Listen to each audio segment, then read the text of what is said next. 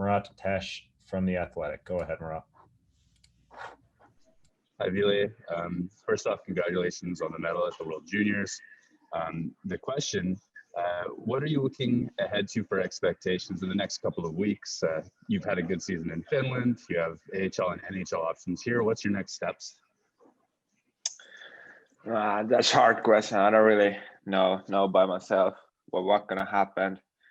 I'm just now in quarantine, and I just try to live day by day and just try to not think about that too much yet. Like, I just want to get back on the ice when time it is, and then I can think about that. But I don't really know what's going to happen next. And we'll go next to Mike Mcintyre from the Winnipeg Free Press. Go ahead, Mike. Hi, Ville. Congratulations on the great showing at the World Juniors. Can you just describe what it's like to go from such an exciting event like the World Juniors to now have to come and sit and not skate for the next week because of the quarantine? I guess, what are your thoughts on that? I'm sure you'd love to just jump right into training camp if you could, but so what's that like for you? I mean, it was like kind of tough play those all games there, so it's good to take a couple of days off after that. But I mean, 7 days is too much for me, I think. But yeah, it's good to get some rest. But I just wanna now get back on the ice and start focus on what's gonna happen next. We'll go next to Carter Brooks from Game On. Go ahead, Carter. Hey, Ville. It was a pretty good showing from you in the World Juniors there. An all-star appearance, and you had some guys like Anton Lundell and Brad Lambert on your team. Can you talk about those guys and what exactly they brought to the table as well? I mean, yeah, Lundell, our captain, he's a big guy for us. He's a leader. He talks a lot, and show some how we can play on the ice, and very important for us. And also those young guys like Lambert, who is pretty fast and can make some plays. So we had a good combination over there, and I think we had a chance to win something more. But bronze is good too.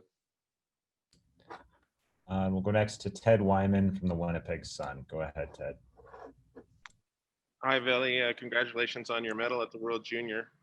You had a chance to be in training camp here in Winnipeg last year. You played in 8 games. You had some points. You looked pretty good. Do you feel like you're ready for the NHL? Yeah, I feel like that. I had a long summer over in Finland because that COVID, so I had plenty of time to work out my body, and I feel good now. We'll go next to Ken Wiebe from Sportsnet. Go ahead, Ken. Thanks, Fergus. Thanks, Ville. Which part of your game has grown the most in the last 12 months? I mean, I think all over, all areas are better now. I feel like I'm stronger now, and I can skate better now, and all those areas. And I think what I think when I played now in Finland, I think biggest thing was how I can defense better now. So. But yeah, I mean, all areas are better now. I think so. And we'll go next to Jeff Hamilton from the Free Press. Go ahead, Jeff. Hey, Ville, thanks for doing this. What are your expectations for this year, and have you had any conversations with the coaching staff about this season coming up here? I mean, it's hard to say what I expect this season, but of course I want to play in the NHL.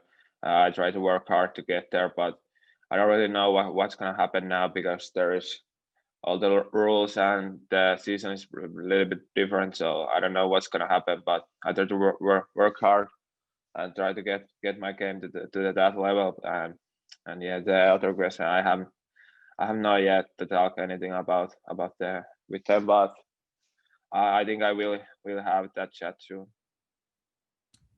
We'll go back to Ken Wiebe from Sportsnet. Go ahead, Ken. Really, what stood out most about your experience with the Jets last year? Excuse me, I couldn't hear you. Sorry, no. What stood out most from your time with the Jets last year, and how can you use that as you get ready for your second camp? Of course, I mean, I know all the stuff and coaches and those most of the guys there now, so it's way easier to go there. There's kind of nothing new anymore except those new guys, and of course it's easier when I know this city and all the I can live with Patty after this quarantine, so it's way easier when I know everybody and I know the places, and I don't have to think about that so much anymore. And we'll go back to Jeff Hamilton. Go ahead, Jeff. Sorry if someone asked this already. I came in a little bit late, but can you kind of share what your off season looked like, where you were, and what your biggest focus was heading into this year?